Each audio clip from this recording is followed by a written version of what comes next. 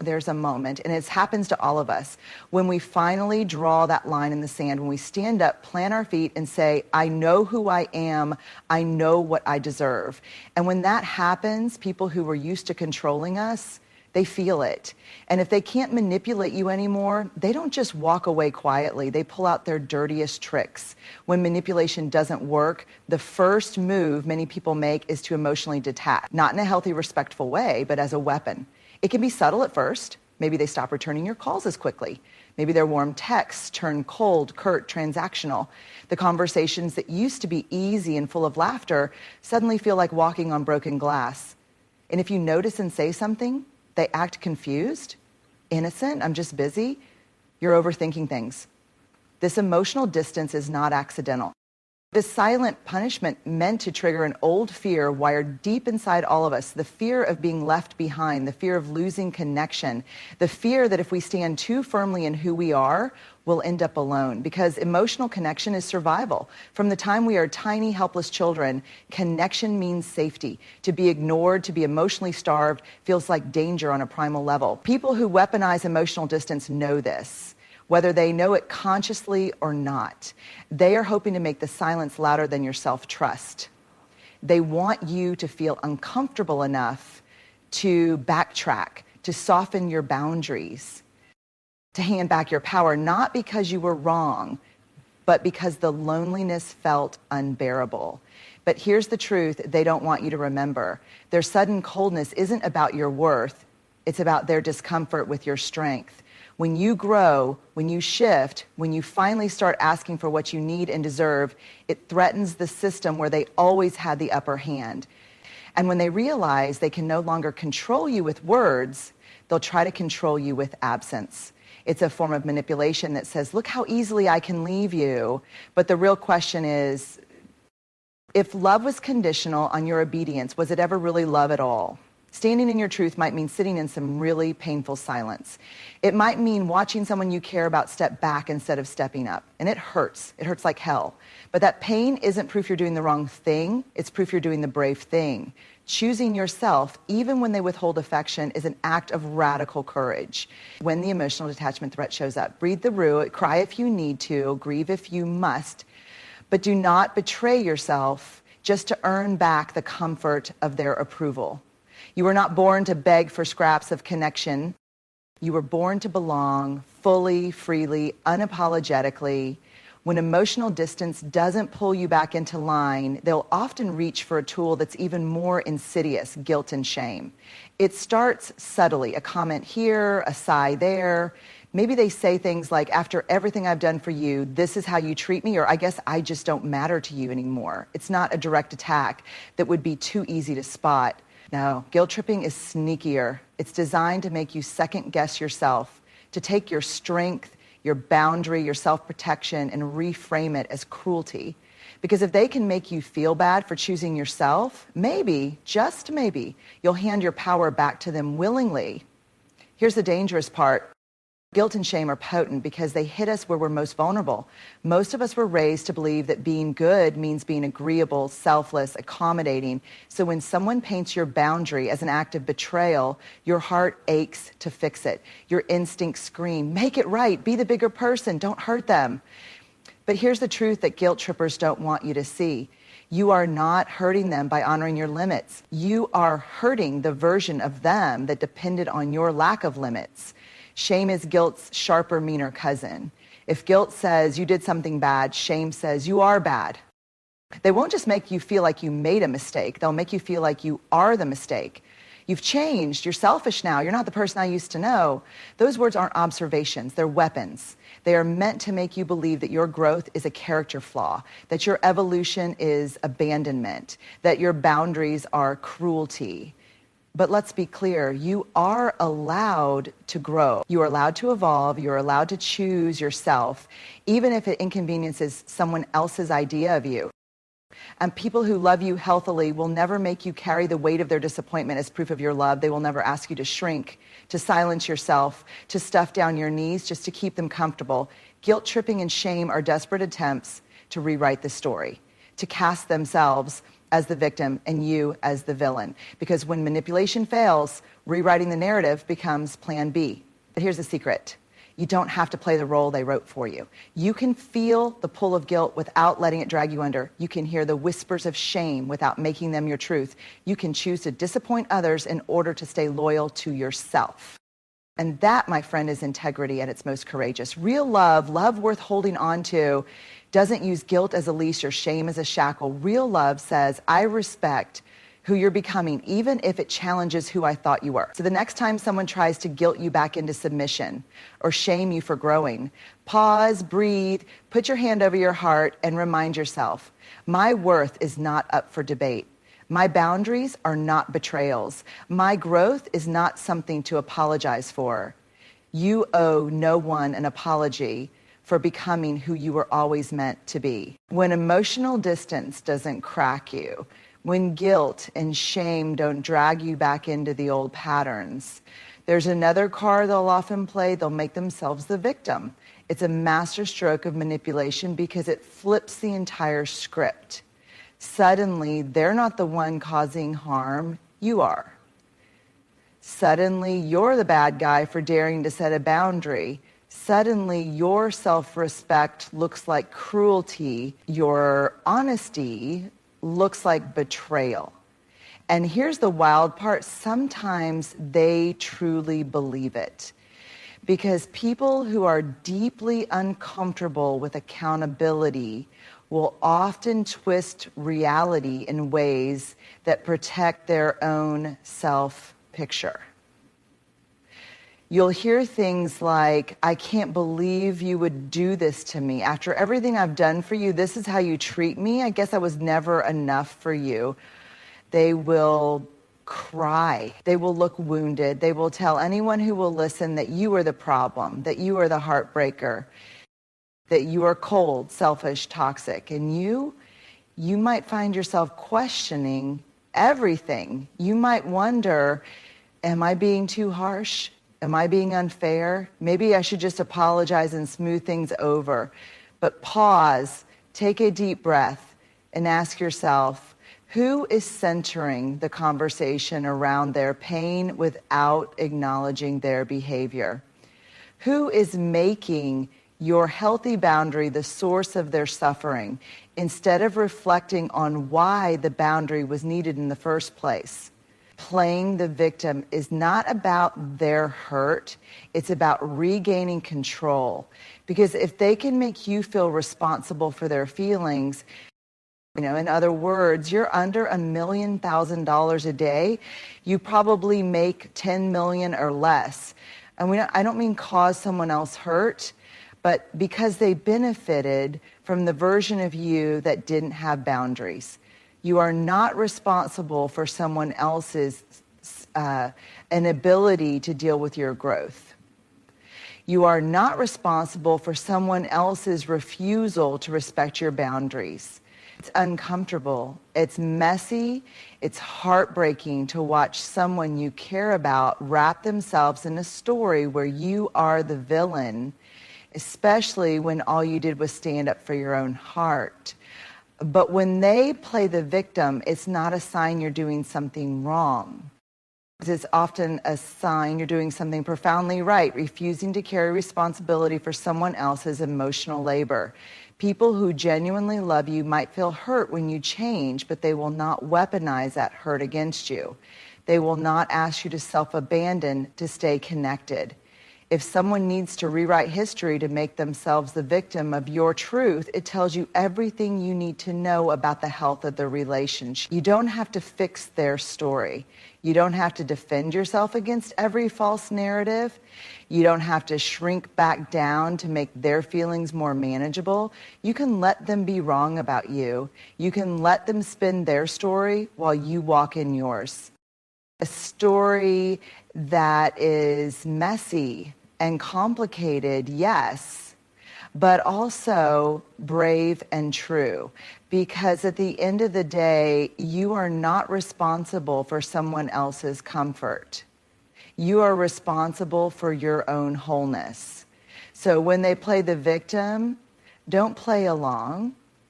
Hold your boundary, honor your growth, protect your peace. When emotional distance doesn't work, when guilt, tripping, and shame don't pull you back, when playing the victim doesn't get you to cave, they'll try something more corrosive.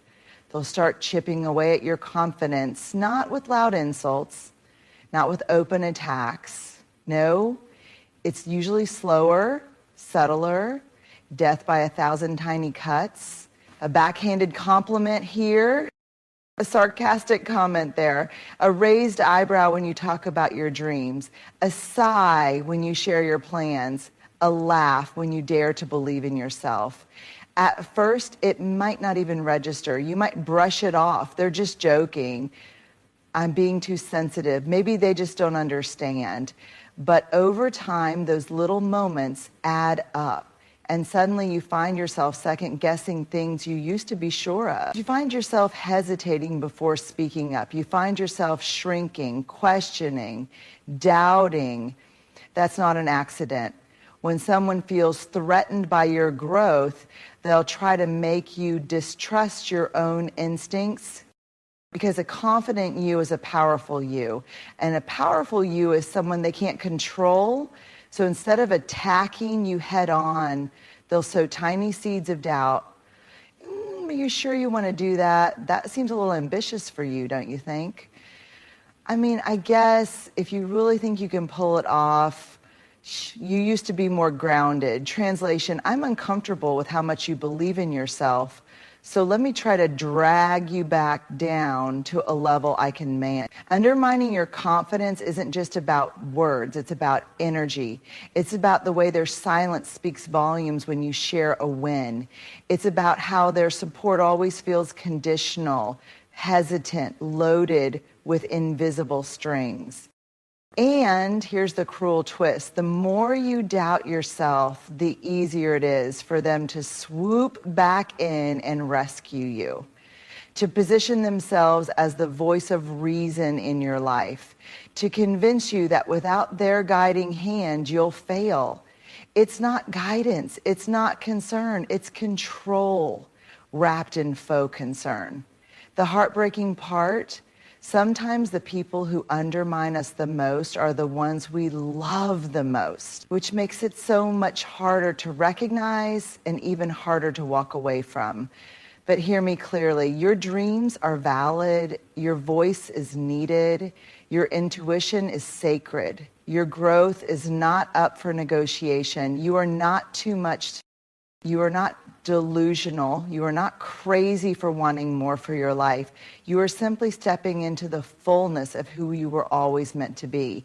And yes, it's uncomfortable for people who only knew how to relate to the version of you that stayed small to keep them comfortable. You do not have to dim your light just because it hurts their eyes.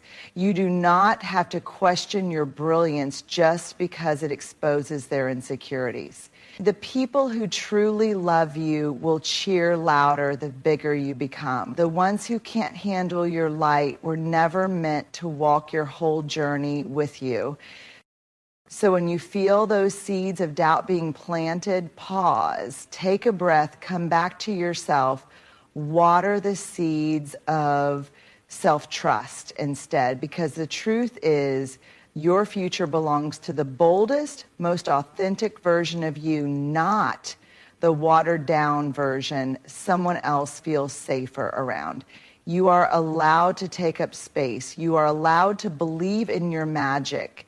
You are allowed to walk into rooms like you belong there, because you do. Protect your confidence like it's sacred, because it is. Guard your self-trust like it's a treasure, because it is. And never let anyone convince you that who you're becoming is anything less than extraordinary. When all the other tactics fail, when emotional distance, guilt-tripping, shame, and playing the victim don't reel you back in, some people will resort to the most insidious, soul-crushing move of all. They'll try to isolate you. Isolation doesn't always look like locking you in a room. It's far subtler, far more dangerous than that. It can be in the form of subtle manipulation that makes you feel like the people who truly care about you are somehow the ones hurting you. It can come as an offhand comment like, they don't really understand you like I do. Or, you don't need to spend so much time with them, you've got me. At first, it might feel like care, like concern, like a protective instinct, as if they're just looking out for you, trying to help you focus. But here's the truth. Isolation is not love. Isolation is control. And it's one of the most dangerous tools used to manipulate someone. When they isolate you from your support system, whether it's friends, family, or colleagues, they make you feel like your relationships with others are fragile. They make you doubt your ability to be understood, seen, or valued by anyone other than them. Slowly, they turn your people into enemies or distractions. They twist your loyalty, make you feel guilty for investing in relationships that don't revolve around them. And if you let them, they'll create a little world where they are the only one who truly understands you, where their opinions, their feelings, their perspectives are the only ones that matter. But here's the hard truth. This is not about you. This is not about love. This is about control. This is about making you so emotionally dependent on them that you lose sight of your own power. You lose sight of your own worth. You lose sight of your own choices. At its core, isolation attempts are meant to break you down. They chip away at your confidence in others and your confidence in yourself. They manipulate your need for connection, making you believe that if you don't prioritize them over everyone else, you're somehow doing something wrong. And they do this so subtly that by the time you realize it's happening, you're already feeling lonely, confused, and questioning your relationships. It's not just about being alone, it's about the feeling that nobody gets you, the feeling that your connection with others is shallow, unreliable, or even toxic. Again, it's about pushing you into a space where they become your sole source of validation and attention, so that if you ever need something or someone else, you feel guilty for even considering it. And here's the thing. True connection is built on trust, not dependence. True love and care are about uplifting, not isolating. A healthy relationship doesn't make you feel like you have to choose between yourself and others. It amplifies your relationships, encouraging you to grow stronger as an individual while still being supported. When someone tries to isolate you, it's important to remember they are not protecting you, they are controlling you. They are not trying to preserve your well-being. They are trying to rewrite the rules of your world so that you will only feel whole with them. This is not an act of love. It's a calculated effort to limit your choices, to make you think your only option is to stay tethered to them, even when it costs you your peace, your relationships, and your self-worth. The scariest part of isolation attempts is the way they often disguise themselves as care. They'll say things like, I just want you to be happy. They don't really have your best interests at heart, but I do. You don't need to spend time with them. You're better off with me. And in those moments when you're emotionally tired or vulnerable, those words can seem so comforting. But the moment you hear them, pause. Stop. Ask yourself, who benefits from my isolation? Who profits when I stop being supported by the people who truly love me? Remember this, isolation is never a form of care. It's a manipulation designed to make you smaller, quieter, easier to control. And you don't have to buy into it. You don't have to shrink yourself into someone else's idea of who you should be. The people who love you will support your connections. The people who love you will help you expand, not contract. The people who love you will cheer when you thrive with others. And the people who love you will never ask you to choose between them and your people. So when you feel someone trying to isolate you, resist the urge to shrink away. Seek out the people who see you, the ones who respect your boundaries and love you for who you are, not for who they want you to be. And if you find yourself feeling alone in that moment, remember, loneliness is not a sign that you're not enough. It's a sign that someone else is trying to take your power. When emotional manipulation doesn't work, when isolation attempts fall flat, when guilt and shame can't control you, and when playing the victim fails to land, the final weapon many people will turn to is the most damaging and most personal of all, smear campaigns. A smear campaign is nothing less than an attack on your character. It's the quiet, insidious whisper campaign meant to destroy your reputation, to paint you as untrustworthy, crazy, toxic, or even unkind. It's a calculated effort to rewrite the story of who you are, to make you the villain in a narrative that's been entirely invented. And it's done with the intention of shutting you down, of silencing you through fear and shame.